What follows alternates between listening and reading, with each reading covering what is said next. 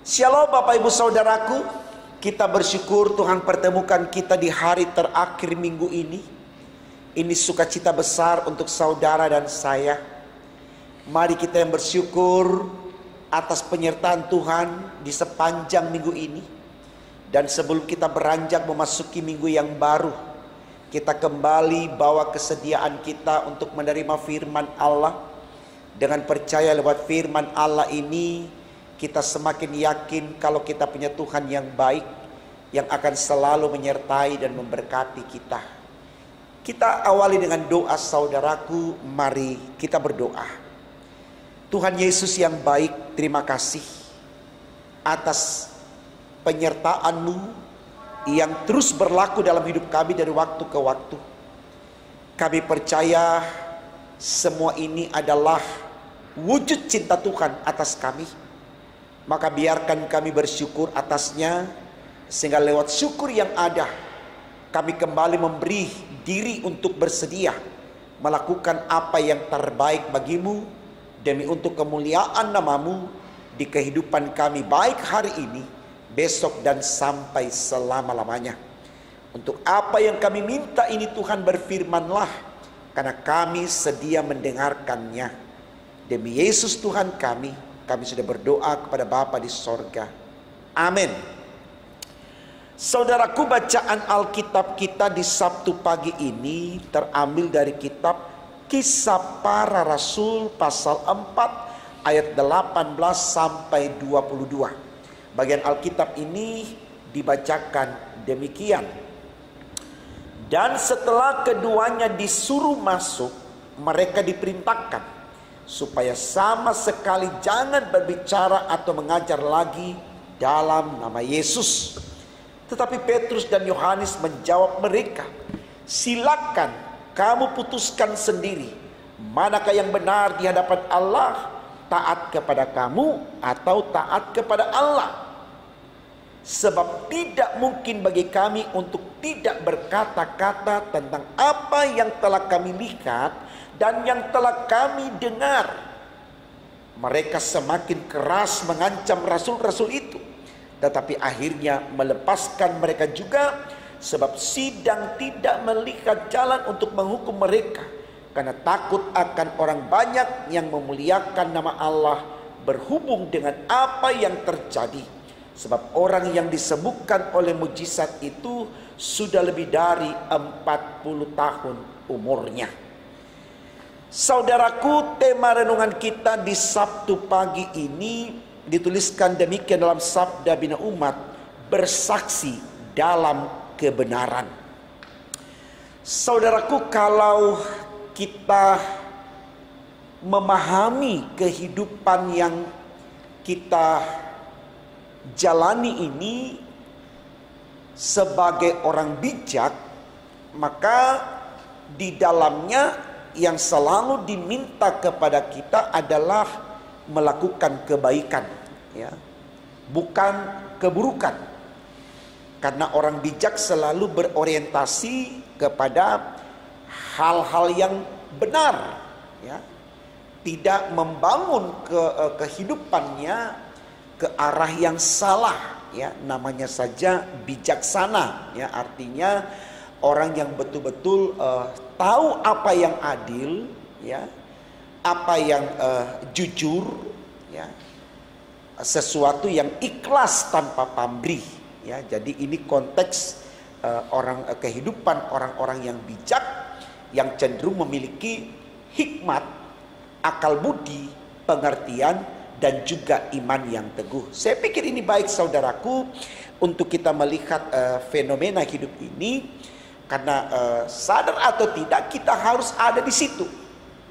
Artinya sebagai anak-anak Tuhan yang percaya kepada Yesus Kristus, kita harus tampil sebagai orang yang bijak.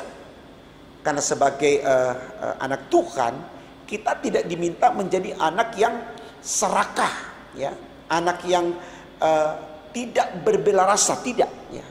Jadi betul-betul kehidupan bersama dengan Tuhan di dalam Yesus Kristus mau mengarahkan kita untuk selalu berani melakukan apa yang baik.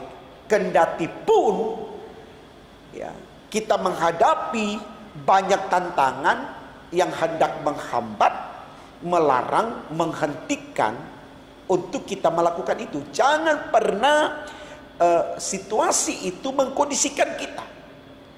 Ya, jangan pernah oleh karena ancaman itu kita berhenti melakukan.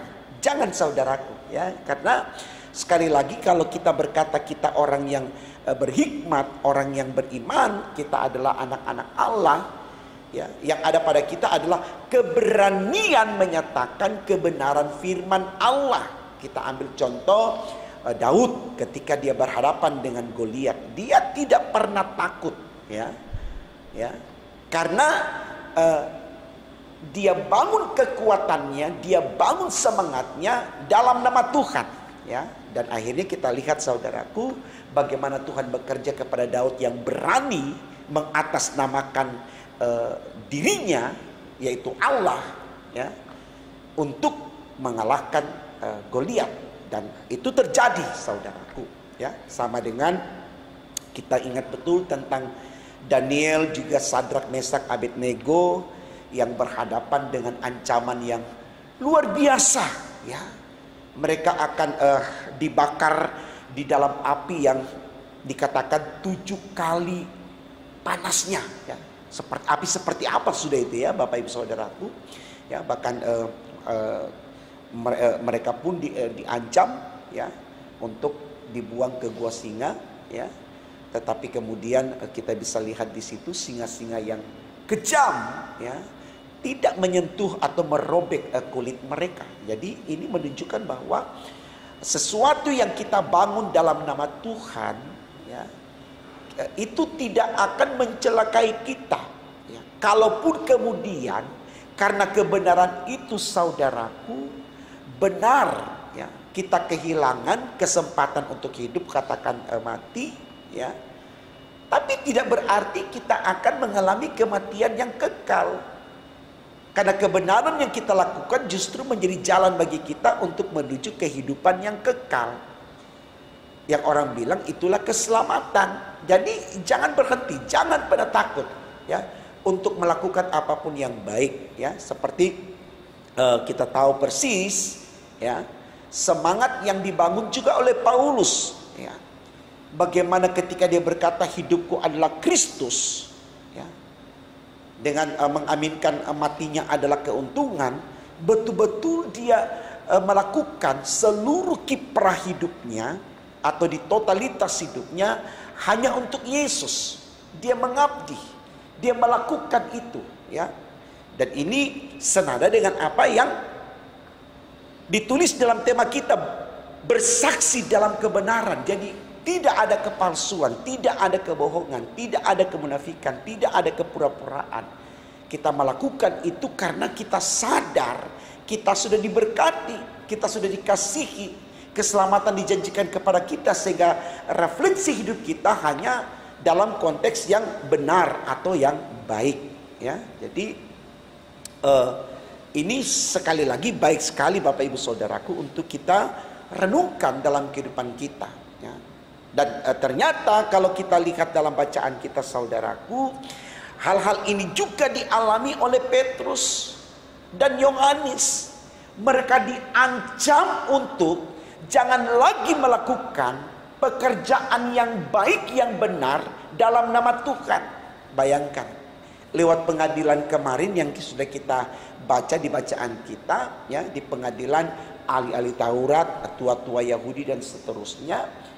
Di situ mereka ditekan, ya, ditekan supaya tidak lagi memperkenalkan Yesus yang dahsyat itu kepada orang banyak, karena mereka sendiri melihat akibat perbuatan mereka yang besar, yang bisa membuat orang lumpuh bisa berjalan, berlari kian ke sana kemari. Ini membuat orang banyak itu mengikuti mereka. Artinya tua-tua ahli-ahli Taurat dan tua-tua Yahudi ini kehilangan masa, bisa dibilang begitu, saudaraku. Dan ini menjadi ketakutan besar bagi mereka, karena bagi mereka mereka memahami hidup itu hanya dalam konteks dunia. Mereka mencari popularitas, mereka mencari kepuasan hanya dalam konteks dunia. Mereka lupa bahwa dunia ini sementara. Mereka tidak mempersiapkan kehidupan mereka sesudah di dunia. Saya pikir ini baik saudaraku, karena tidak sedikit kemudian orang juga di zaman sekarang, bahkan mungkin termasuk saya dan Bapak Ibu, konsep berpikir kita tentang hidup itu hanya konteksnya dunia. Sehingga ada bahasa mengatakan, ayo hidup ini hanya satu kali. Kapan lagi? Tidak terjadi lagi kesempatan untuk mendapatkan ini. Walaupun jahat, ambil saja, nikmati saja. Jangan saudaraku, karena hidup ini ya, itu bukan hanya di dunia, tapi juga ada sesudah di dunia. Pikirkanlah itu supaya energi yang kita bangun dalam diri kita tetap fokus kepada Allah yang akan membawa kita ke kehidupan yang berbeda dari dunia ini. Tetapi di kehidupan yang berbeda di dunia ini, disitulah kita memperoleh kehidupan yang sesungguhnya. Karena kita akan menempati sorga, bukan lagi bumi. Dan juga tentunya bukan neraka, tapi sorga. Nah ini saudaraku yang kemudian disemangati oleh Petrus dan Yohanes. Coba kita lihat ayat 18. Dan setelah keduanya disuruh masuk, ya, berada dalam pengadilan itu, mereka diperintahkan supaya sama sekali jangan berbicara atau mengajar lagi dalam nama Yesus. Coba, ya, bukan main tekanan yang mereka terima. Ya. Tapi mari kita lihat saudaraku, apa yang dijawab oleh Petrus dan Yohanes. Tetapi Petrus dan Yohanes menjawab mereka, silakan kamu putuskan sendiri, manakah yang benar di hadapan Allah, taat kepada kamu atau taat kepada Allah. Nah ini catatan yang sangat baik sekali buat saya dan saudara. Ya. Dan perlu saya saudara juga jawab. Bukan cuma ahli-ahli Taurat dan tua-tua Yahudi yang menjawab, tapi kita juga. Mana yang lebih benar? Taat kepada Allah atau taat kepada manusia? Ya. Saya mau tanya, ketika ada owner dalam sebuah perusahaan, dia pemilik, kita sebagai pekerja di perusahaan itu, mungkin kita taat dan patuh kepadanya, oke. Tapi berapa lama saudaraku, sang owner ini ada, bertanggung jawab untuk hidup kita, karena kita menjadi pekerjanya? Tidak selama-lamanya. Karena kenyataannya si owner ini juga akan kehilangan kehidupannya di dunia. Bahkan ada masa di mana dia tidak kuat lagi secara finansial. Dan dia tidak lagi memiliki kekuatan sosial. Dia kehilangan itu. Lalu dia melepaskan diri dari kita. Tapi kalau Allah saudaraku, sampai kapanpun dia Alfa dan Omega. Dia Immanuel. Dia kekal, dia abadi. Tidak akan ada yang pernah menggantikan posisi dia. Dia tetap menjadi sang pencipta. Dia menjadi Allah yang hidup. Dia yang berkuasa. Dia yang menyelamatkan. Supaya kita tahu, sembari kita menyembah manusia, sembari kita hormat kepada manusia, kita tidak melupakan Allah yang kita sembah. Dan harus kita katakan, Allah harus lebih kita sembah daripada manusia. Kenapa? Allah kita adalah Allah yang pecemburu, Allah yang tidak mau diduakan. Ini catatan saudaraku. Petrus sebagai orang bijak, dia mengatakan kepada tua-tua Yahudi dan ahli Taurat, ya, silakan kalian berpikir.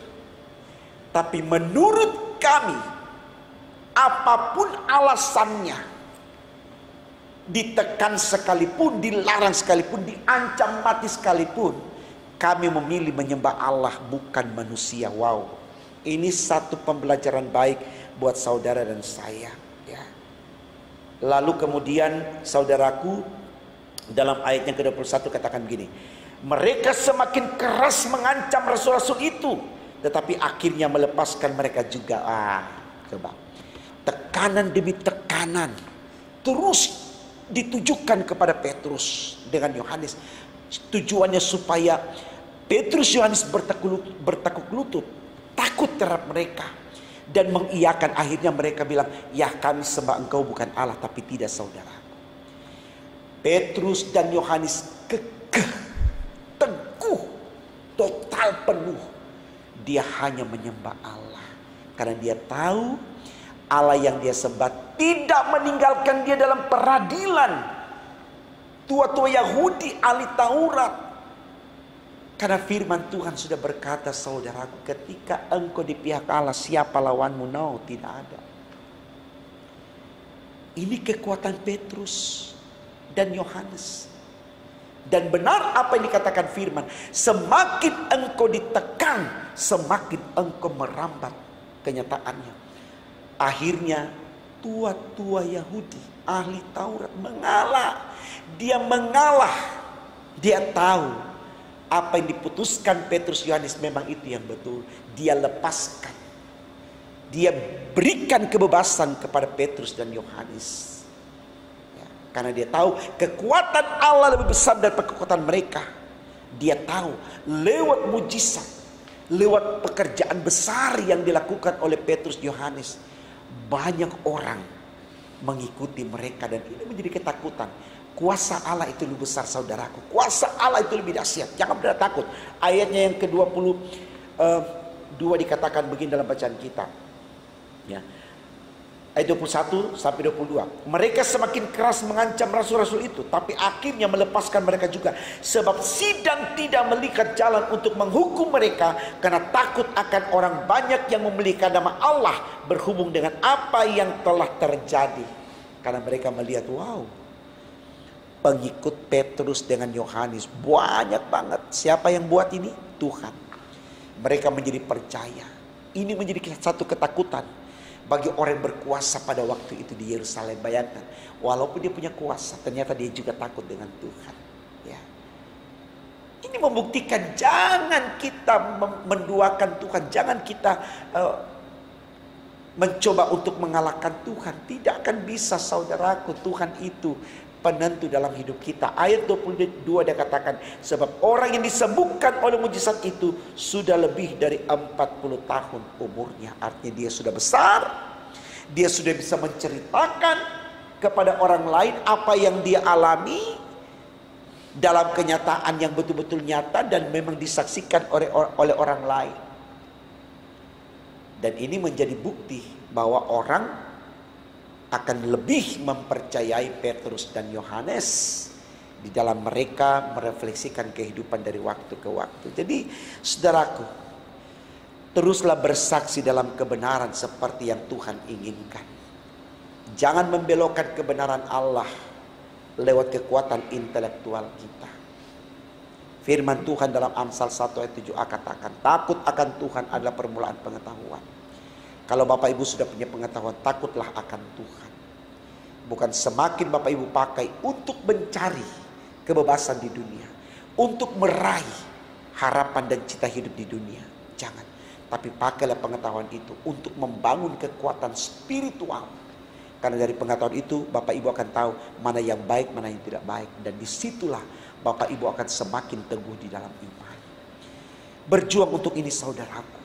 Karena Tuhan terus menantikan karya-karya kita. Bukan dalam kejahatan, tapi dalam kebaikan dan kebenaran. Itu yang Tuhan inginkan. Selamat membuktikan hari ini, besok, dan seterusnya. Tuhan memberkati saudara dan saya dan firman-Nya pada pagi hari ini. Amin. Mari kita berdoa. Ya Allah Bapa di sorga, kami sungguh bersyukur. Karena kembali kami diberikan pengertian. Engkau segala-galanya dalam hidup ini. Keputusan Petrus dan Yohanes untuk tetap berkiblat kepadamu menjadi teladan baik bagi kami. Yang juga selalu menghadapi tantangan pergumulan. Kami selalu juga mengalami ancaman, tekanan dan sebagainya. Jangan kami tinggalkan Engkau Tuhan dalam situasi itu. Karena kami tahu itu tidak akan membawa kami kepada keselamatan. Kendati pun kami terbebas oleh mereka hari ini. Besok atau lusa atau kapanpun, suatu saat kami tetap akan ada di hadapan Allah. Mempertanggungjawabkan semuanya di pengadilan Tuhan. Dan kami mau yang kami sampaikan ke hadapan Tuhan, berdasarkan sepengetahuan Tuhan, kami mengatakan bahwa kami adalah laskar-laskar Kristus yang terus mengabdi, melayani Engkau tanpa pamrih. Di keadaan atau di situasi baik atau tidak baik, kami tetap mempermuliakan nama-Mu. Terima kasih Tuhan untuk keyakinan yang kami bangun di hari ini. Ampunkan salah dosa kami, dengarkan doa kami, sempurnakan dan kabulkan. Karena kami berdoa hanya dalam nama Tuhan Yesus, Allah kami yang hidup. Haleluya, puji Tuhan. Amin.